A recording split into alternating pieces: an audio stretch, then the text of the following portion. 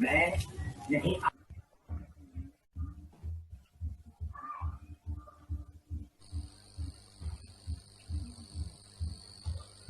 afternoon, ma'am.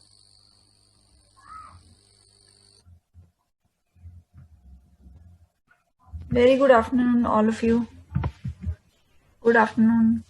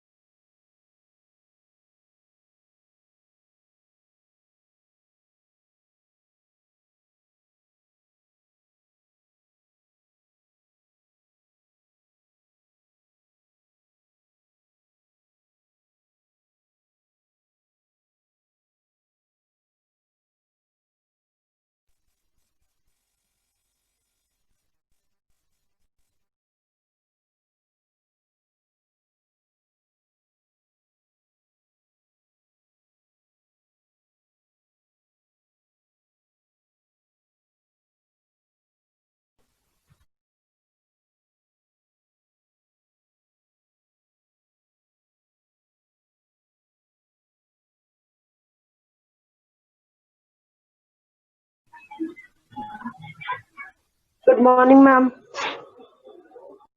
Good afternoon, Komal.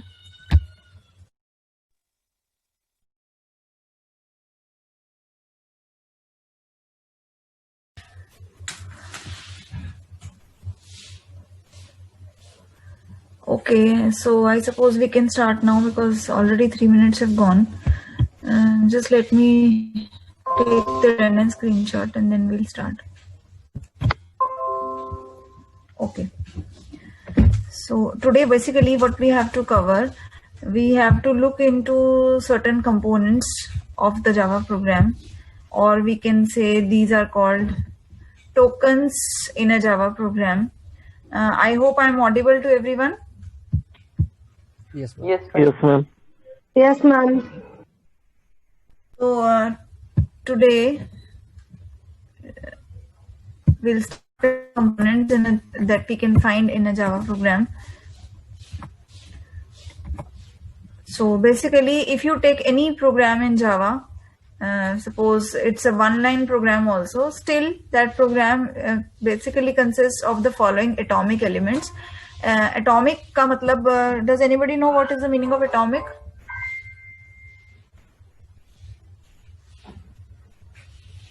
Ma'am, atomic is used for numbers. Pardon? आवाज नहीं आ रही है आपकी? मैम एटॉमिक तो मैं मोस्टली न्यूमेरिक चीज के लिए यूज होते हैं.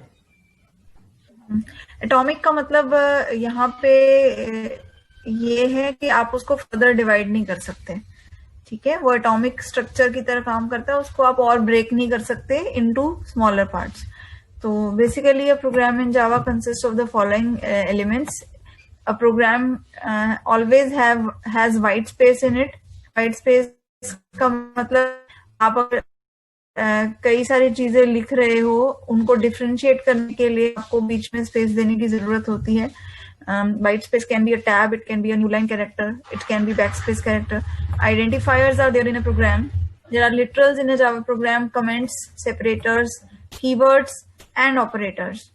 So basically, in any program that you have designed in Java, you will find all these 7, or most probably few may be absent. For example, comments are not mandatory in a program, so you can include or you can skip the comments from a program.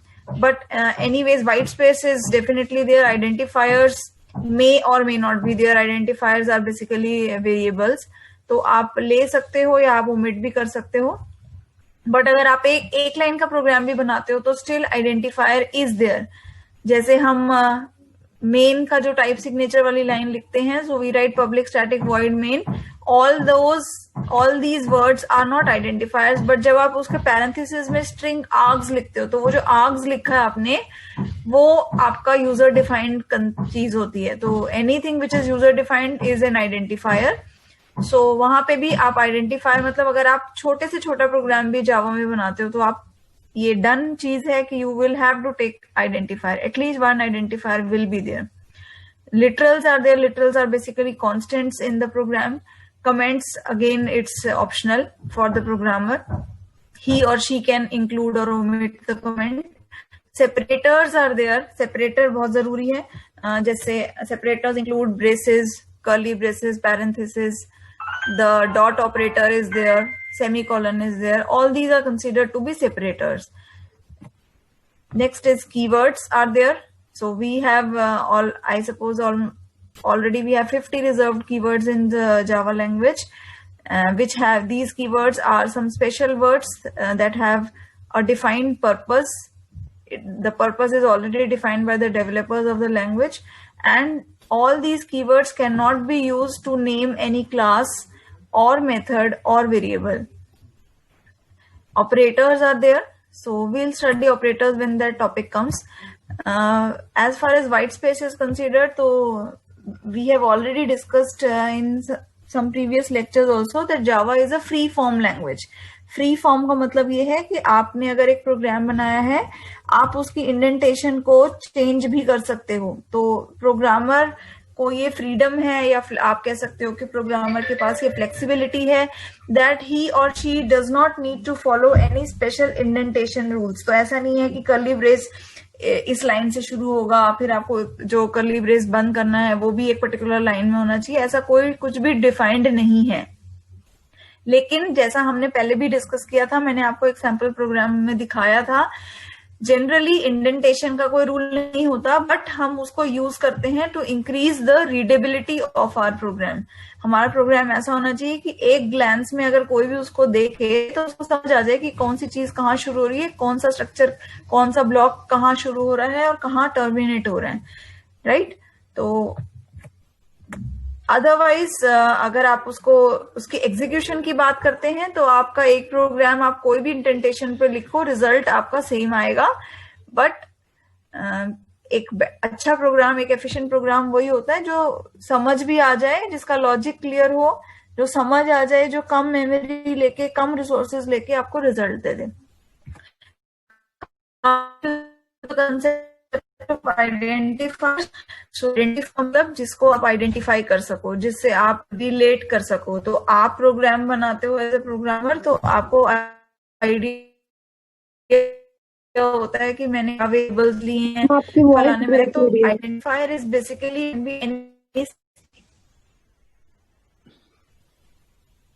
Okay. Just there some problem with the connection. अब Is the voice coming? अभी आ रही है? अब Yes, I am. Okay okay. कुछ issue है net का. Now identifier is a sequence of alphabets. It can be uppercase alphabets or lowercase alphabets. Numbers are there. You can also include underscore and dollar sign characters. We have already covered all these things. Methods, classes, objects, इनको आप अपना नाम देते हो अपने according, अपनी application के, अपनी प्रॉब्लम के हिसाब से वेरिएबल्स को, मेथड्स को और इन सभी चीजों को अपना नाम देता है. और जो पहले से नाम दिए हैं उनको तो आप कीवर्ड्स, उनको तो आप चेंज नहीं कर सकते, उसके मीनिंग को भी आप वेरी नहीं कर सकते। जिस पर्पस के लिए वो डिफाइन किए गए हैं लैंग्वेज में, आपको उसी पर्पस के लिए, उसी इंटेंट से उनको प्रोग्राम में यूज करना है। बट हाँ, एज अ प्रोग्रामर आपको ये जो 4 चीजें, आपको 4 things you are seeing on the slide, इनकी नेमिंग के लिए आप एज अ प्रोग्रामर अपने नाम दे सकते हैं। Again, there are some rules connected to the naming of the identifiers. So your identifier name should not begin with a number, nor can come in between the alphabets. The identifier should start with an alphabet, and then you can include any series of numbers. Java is case sensitive.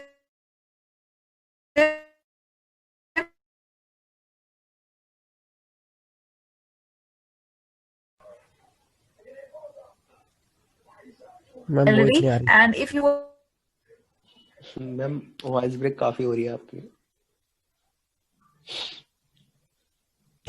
if in case you do that thing, so definitely errors will arise when you will compile the program, because compiler will not be able to distinguish कि कौन सा capital का क्या मतलब है। अगर आपने salary का कैपिटल केस में लिया तो कंपाइलर विल नॉट बी, क्योंकि वो it's not a human being, right.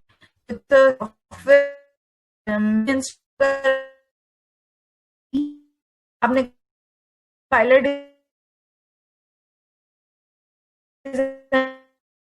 Subject में भी आप पढ़ रहे होंगे कि कैसे को पायलट है।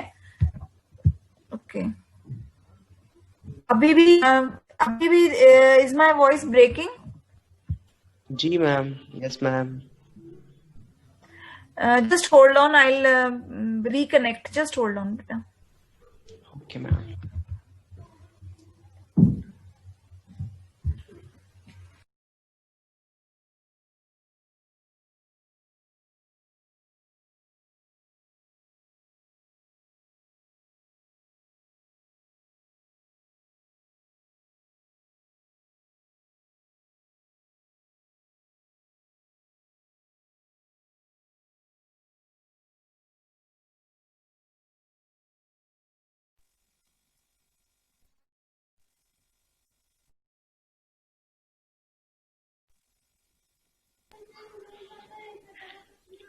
Hello.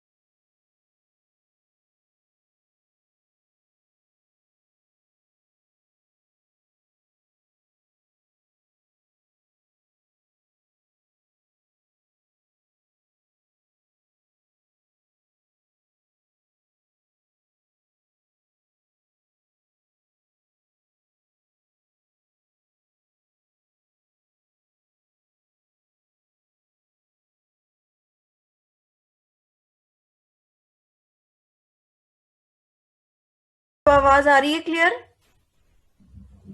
Yes ma'am. Yes ma'am. अभी तो नहीं ब्रेक हो रही? No no ma'am. Ma'am, no ma'am. Okay, please मुझे बता दिया करो आप, क्योंकि मुझे पता नहीं चलता ना, मैं तो फ्लो में बोलती चली जाती हूँ। फिर अच्छा किया किसी ने बीच में बोल दिया। चलिए, तो अभी where we were exactly.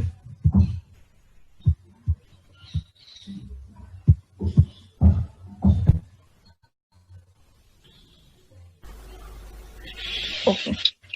We were discussing about the case sensitivity issue in Java. So while naming the variables, methods, classes and objects and using them again and again in the program, you have to be cautious कि जो भी आपने जो pattern use किया है while naming them, जैसे आपने variable लिया, आपने इनिशियलाइज करा, डेटा टाइप से उसको डिक्लेयर करा, तो after that particular sentence whenever you are suppose you are accessing the variable, you are doing some operations, using them in expressions during the program, you have to be careful कि जो भी pattern आपने first instance में use किया है, you have to repeat the same thing again and again, otherwise the compiler will generate an error. Literals are the third components. Literal basically represents a constant value in Java. तो C++ में हम उसको constant बोलते हैं. यहाँ पे सिर्फ आपकी टर्मिनोलॉजी चेंज हो गई है. We use the term literals, and as you know, literal can be used जब भी आपको उस पर्टिकुलर टाइप डेटा टाइप की वैल्यू चाहिए होती है तो आप लिटरल यूज करते हो. Literals are of 5 types. You can declare and use an integer literal, floating point literal, character literal, string literal और boolean literal. जैसे फॉर एग्जाम्पल अगर आपको इंटीजर लिटरल लेना है तो you will how you will write, suppose you are writing int x equal to 17 semicolon. तो आपने अगर लिखा int x equal to 17 तो वो जो 17 लिखा आपने it's an integer literal. Floating point में आप अगेन फ्लोटिंग पॉइंट वैल्यू देंगे. फ्लोटिंग पॉइंट वैल्यू जब भी आप प्रोग्राम में जावा प्रोग्राम में स्पेसिफिकली देते हैं, you have to mention a capital F और small F at the end of the literal value. जैसे for example you have to take write in the program float y equal to 7.3. तो C++ में आप क्या करते हो, आप ऐसे ही लिखते हो float y equal to 7.3 and then you use a semicolon to terminate the statement. But in Java you have to write float x equal to 7.3 and then after that 3 you have to mention a capital F, either capital F or small f, क्योंकि जावा में by default जो आपके decimal numbers होते हैं they default to double precision. तो अगर आपने f नहीं लिखा तो वो उसको डबल डेटा टाइप कंसीडर करेगा, फ्लोट कंसीडर नहीं करेगा. और आप अगर उसको आगे प्रोग्राम में यूज करते हो तो वो आपका एरर देगा. क्यों? क्योंकि आगे एक्सप्रेशन में हो सकता है आप उसको फ्लोट समझ के यूज कर रहे हो और वहां पे सिस्टम उसको बैकग्राउंड में डबल लेके कैलकुलेशन कर रहा है. तो वो चीज, क्योंकि जावा बहुत स्ट्रिक्टली टाइप लैंग्वेज है, ऐसा चीजें चलती नहीं है कि आप कभी डबल ले रहे हो प्रोग्राम में फिर उसको चेंज कर रहे हो फ्लोट में, तो दैट इज नॉट अलाउड. आप ऐसा करोगे तो एरर आएगा. सो whenever you mention a floating point literal, you have to add a small f or f at the end of the constant value. ये चीजें हम आगे भी डिस्कस करेंगे जब लिटरल्स को हम इन डेप्थ पढ़ेंगे, बट अभी मेरे को वो चीज स्ट्राइक हो गई तो मैं आपको बताना चाह रही थी. कैरेक्टर लिटरल, अगेन आप कोई कैरेक्टर वैल्यू देना चाहते हो, आप सिंगल कोट्स में दोगे कैरेक्टर कांस्टेंट को. स्ट्रिंग कांस्टेंट्स आर और स्ट्रिंग लिटरल्स आर गिवन और mentioned in the program by using the double quotes, enclosed double quotes. Boolean literal is used to represent logical value. जैसे आपको true या false के terms में आपको कोई डेटा को स्टोर करना है तो आप Boolean literal लोगे. Again Boolean literal only has value true और false. तो आप कुछ और वर्ड्स यूज नहीं कर सकते. अगर आपने Boolean literal लेना है तो आप लेंगे कैसे? You will write Boolean then space suppose z equal to false semicolon. That's it. Either you can give false or you can give true. Otherwise, if you try to give something else, give some else value, assign something else apart from true and false to a Boolean variable, the compiler will generate an error again. Comments, we have already discussed these. There are 3 types: single line, multi-line, and documentation comment is there in Java. Comments are meant for the programmer's use. If the programmer wants to mention some particular logic that he or she might forget in the future, अगर आपको लगता है कि आप भूल जाओगे और यह चीज लिखना आपको बहुत इंपॉर्टेंट है, स्किप ना हो जाए, तो आप उस चीज को कमेंट सेक्शन में लिख सकते हो. और सबसे अच्छी बात यह है कि comments are ignored by the compiler. तो whatever you write in the comments, it will not be read by the compiler.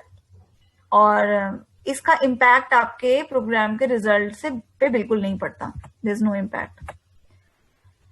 Next we come to separators. ये सेपरेटर्स वाइट स्पेस की तरह तो, बट हाँ ये आपके जो डिफरेंट टोकन्स यूज होते हैं प्रोग्राम में उनको सेपरेट करने के लिए यूज किए जाते हैं. तो these are some of the most of while the Java program. Parenthesis कहाँ पे यूज होता है? पैरेंथेसिस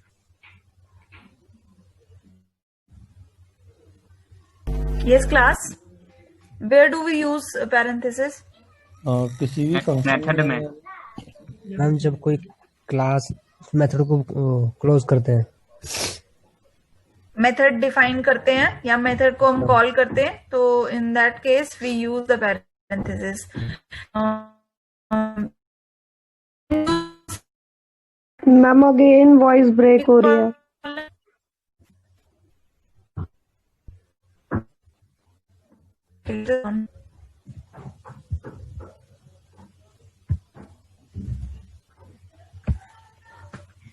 अभी आ रही है बेटा? Yes ma'am. Okay.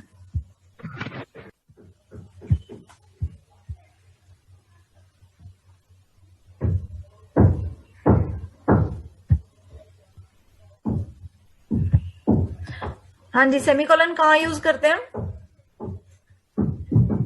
Ma'am for and the एक शो आइटरेशन को एंड करने के लिए, किसी भी लाइन को एंड करने के किसको? लिए. मैम लाइन को एंड करने के लिए. हाँ हाँ, स्टेटमेंट को टर्मिनेट करने के लिए हम सेमीकोलन यूज करते हैं. These both of these mostly जो इसमें है ये आपके C++ के सिंटेक्स में आते हैं. ब्रेसेस होते हैं आपके किसी स्ट्रक्चर को इनक्लोज करने के लिए. किसी ब्लॉक को आप क्रिएट करना चाहते हो तो आप ब्रेस यूज करते हो. आपकी इफ कंडीशनल स्टेटमेंट्स में यूज होता है, ये लूप्स में यूज होता है, राइट. ब्रैकेट्स, ये थोड़ा गड़बड़ हो गया है. ब्रैकेट्स में आपका स्क्वायर ब्रैकेट्स आता है, ये थोड़ा मिस्टेक हो गई है. स्क्वायर ब्रैकेट्स, तो square brackets are generally used when you define an array. तो जैसे आप स्ट्रिंग आर्ग्स लिखते हो तो आर्ग्स के बाद आप स्क्वायर ब्रैकेट्स लगाते हो, तो ये डन है कि ये चीजें आपके प्रोग्राम में होंगी. कॉमा इज यूज्ड टू, जैसे आप वेरिएबल्स, मल्टीपल वेरिएबल्स डिक्लेयर कर रहे हो एक लाइन में, तो उनको सेपरेट करने के लिए आप कॉमा जरूर यूज लगाते हैं.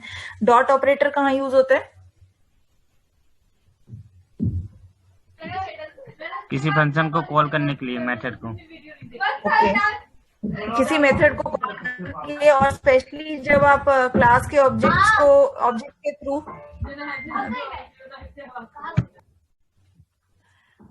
ऑब्जेक्ट्स के थ्रू आप मेथड्स को कॉल करते हो, ऑब्जेक्ट्स के थ्रू वेरिएबल्स को एक्सेस करते हो, तो वहां भी आप डॉट ऑपरेटर का यूज करते हैं. कोलन कहाँ लगता है?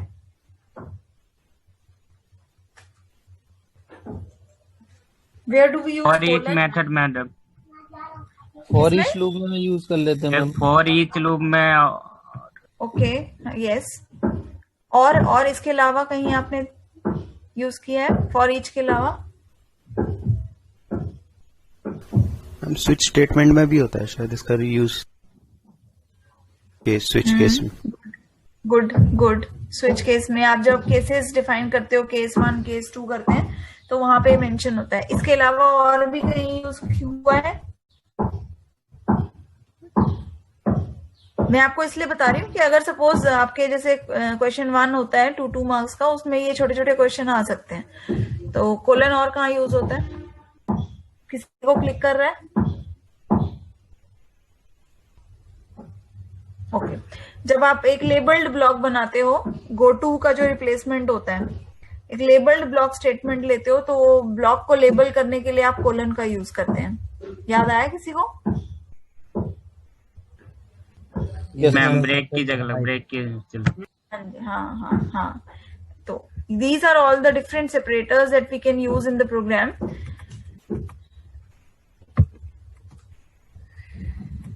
इसके बाद आते हैं कीवर्ड्स. तो there are some reserved keywords defined in the language. इसमें से कई C++ के कंटिन्यूड हैं, कई केस के अपने हैं, ये भी हमने एक पीछे एक स्लाइड में स्टडी करे थे। तो इसके बाद जो नेक्स्ट टॉपिक है ऑपरेटर्स है। ऑपरेटर्स अपने आप में एक बड़ा टॉपिक है, तो उसको हम कंसीडर करेंगे जब वो टॉपिक आएगा सिलेबस में। Now coming to the fresh new topic of data types in Java. So as you all know that Java is a strongly typed language. What do you mean by strongly typed language? There are two types of languages on the basis of the structure defined, strongly typed and loosely typed language. क्या difference होता है इन दोनों के बीच में, ये मैंने आपको बताया भी था शायद। Anybody who is able to recall कि क्या डिफरेंसेस होती हैं?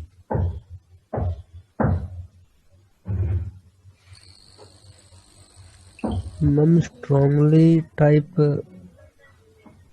आई थिंक मैम मतलब जो सिंटैक्स है वो डिपेंडेंट होता है उस पे, पूरे क्लास और ऑब्जेक्ट पे, या मैम ये कह सकते हैं कि हम उसमें थोड़ी सी भी मिस्टेक वो अप्लाई करने नहीं देता, कुछ इस तरह का कुछ।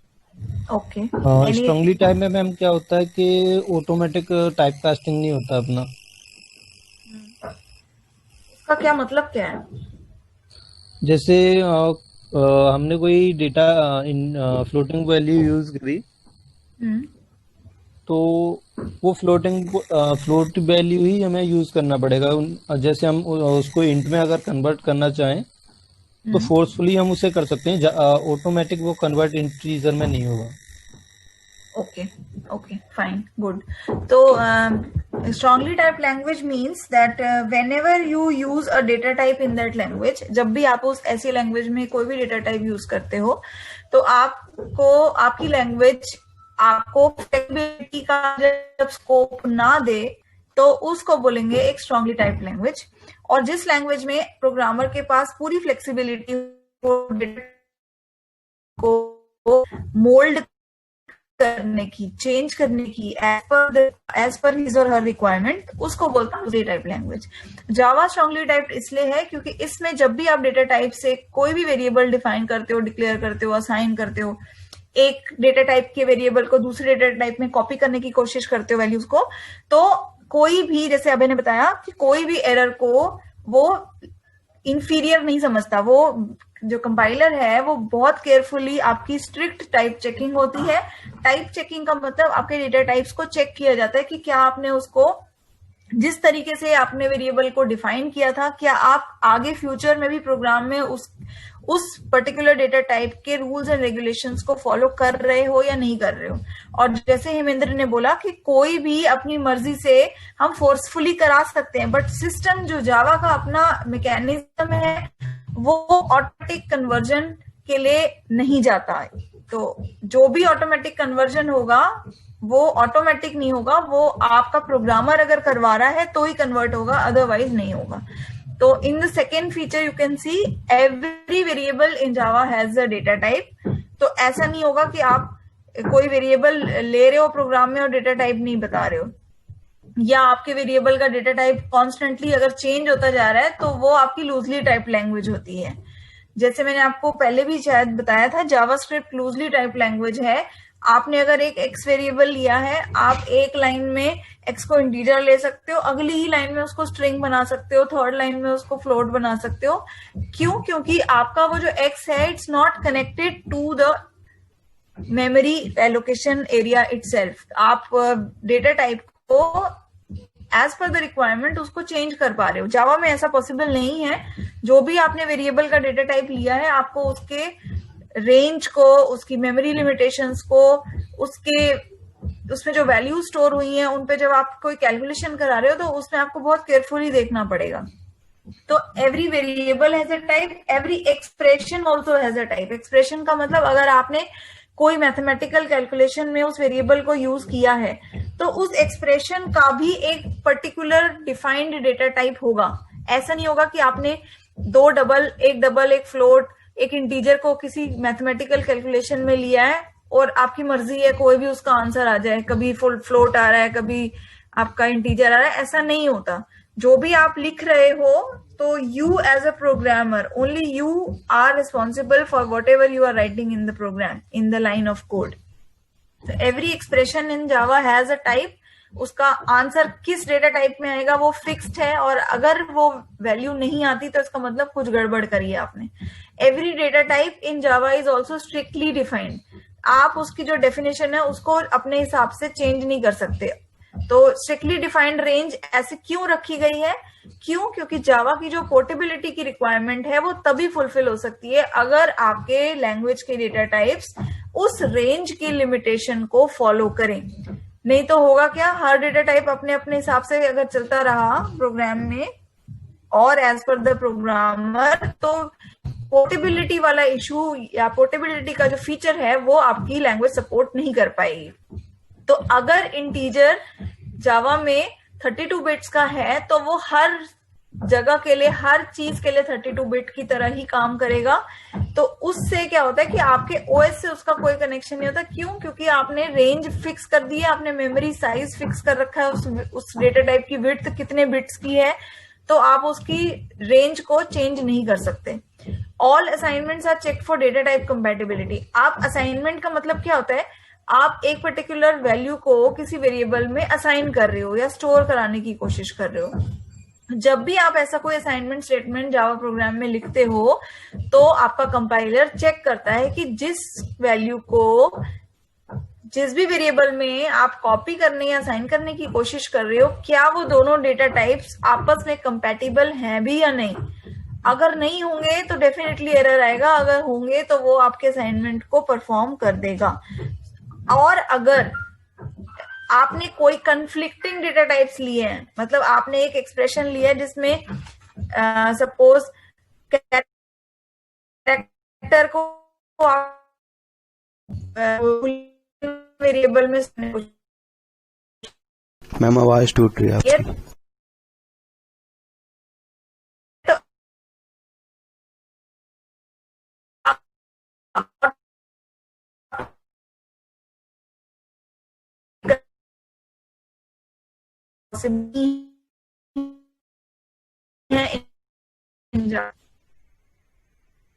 पॉसिबल नहीं है। मैम वॉइस ब्रेक हो रही है आपकी। Program, just let me check.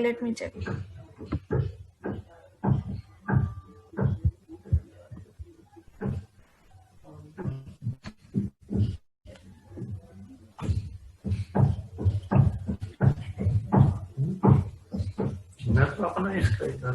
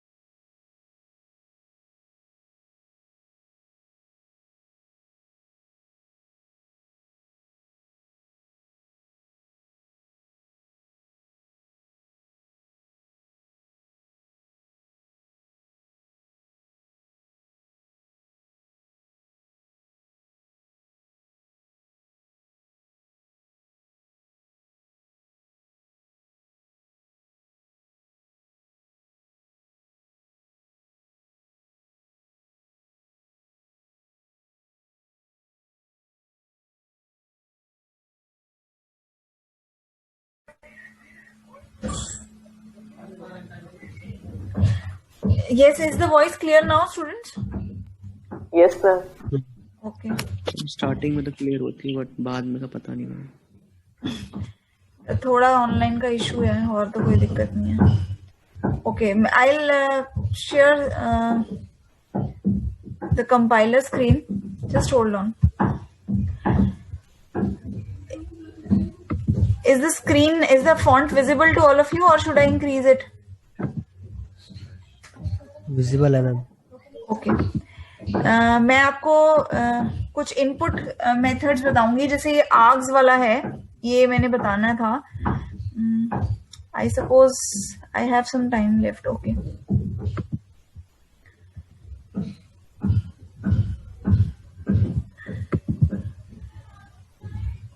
जैसे सपोज आपने इनपुट लेना है, इस प्रोग्राम में आपको दिख रहा होगा एक्स और वाई की इनिशियल वैल्यू आपने प्रोग्राम में दी है, राइट।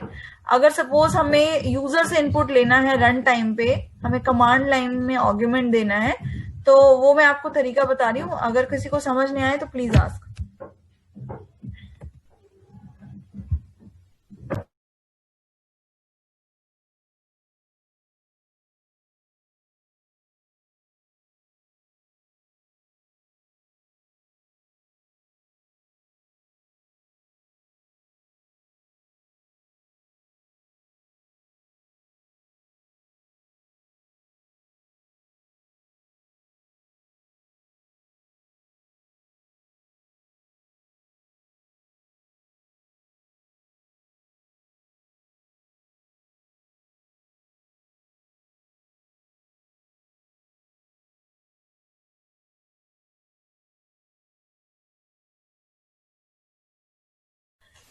किसी को आइडिया है इस प्रोग्राम का क्या आउटपुट रहेगा?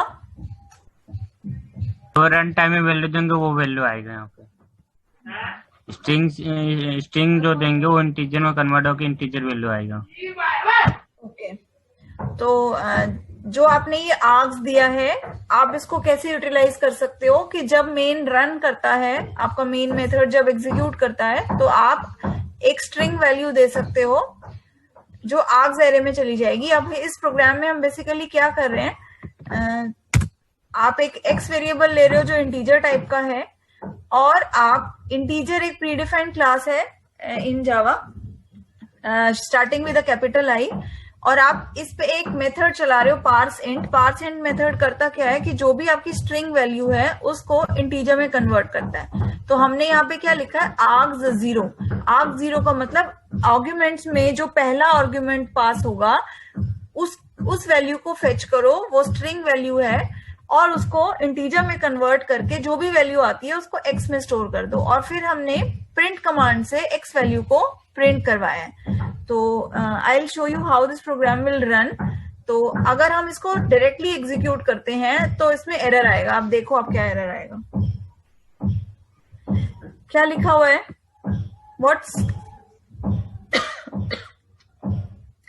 the error type mentioned? हाँ जी class, I hope everybody is awake.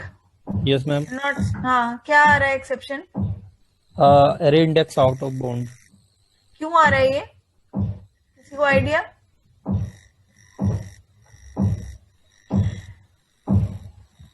क्योंकि आपने इसके साइज डिफाइन नहीं किया है। नहीं साइज तो डिफाइंड है, साइज डिफाइन नहीं करते हम, बट आपने प्रोग्राम की एक लाइन में आर्ग्स एरे के जीरो इंडेक्स की डेटा को पढ़ने की कोशिश करी है, और हमने, अगर आप ध्यान से देखो तो हमने कहीं भी कुछ भी वैल्यू पास नहीं करी है।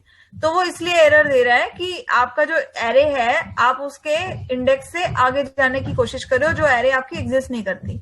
अब ये मैंने जानबूझ के किया है दिखाने के लिए कि अगर हम डायरेक्टली इसको रन करेंगे मेन को तो आपका ये प्रोग्राम एरर देगा, राइट। अब यहाँ पे आपको दिख रहा है, यहाँ कमांड लाइन आर्ग्यूमेंट्स है। Now what I will do, I will write some value जो आपकी एक्स में चली जाए। For example I write 56। तो जैसे ही मैंने 56 अभी दिया, मैंने एग्जीक्यूट बटन पे क्लिक नहीं करा है। 56 देने का मतलब आप आर्ग्स में 56 वैल्यू भेज रहे हो in the string form. Please mind it, ये जो 56 है ये न्यूमेरिकल 56 नहीं है, ये स्ट्रिंग 56 है, बट पार्सेंट मेथड की वजह से वो कन्वर्ट हो जाएगा into numeric 56 and we will get the value printed on the screen. तो अब मैंने एग्जीक्यूट बटन क्लिक करा है,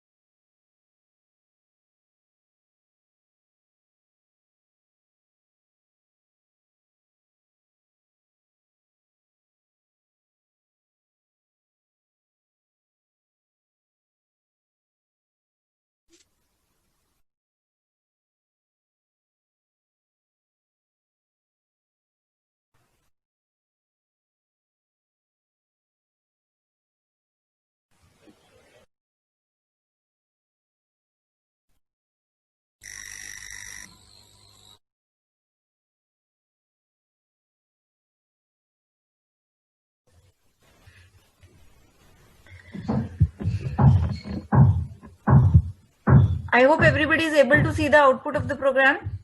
Yes, ma'am. Let other people also join, then I'll show some difference in the program.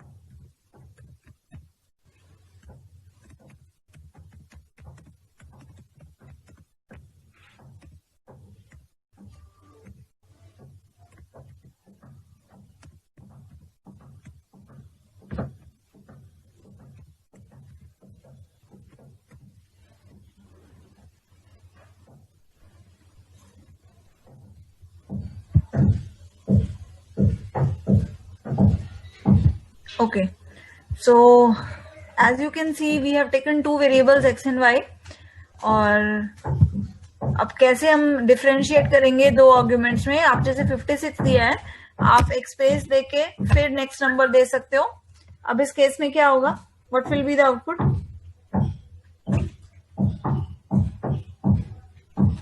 Addition आना चाहिए. Answer क्या होगा? 60. So we'll have two lines now. One for 56, printing of value of x, and then the sum of x and y. समझ आ गया?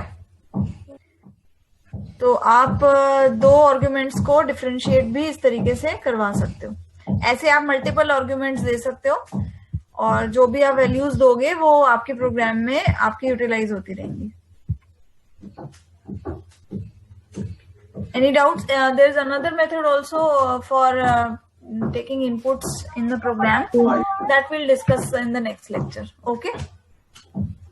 Okay. Let me take the attendance. Okay, ma'am. Okay, ma'am. Just hold on, I'll take the screenshot. Okay. Okay, ठीक है बेटा. Thank you so much. We'll meet tomorrow again, right? Okay, ma'am. Thank you, ma'am. Thank you, ma'am. Welcome. Thank you, ma'am. Welcome. Thank you, ma'am. Welcome. Thank you, ma'am. Thank you, beta. Welcome. Thank you, ma'am.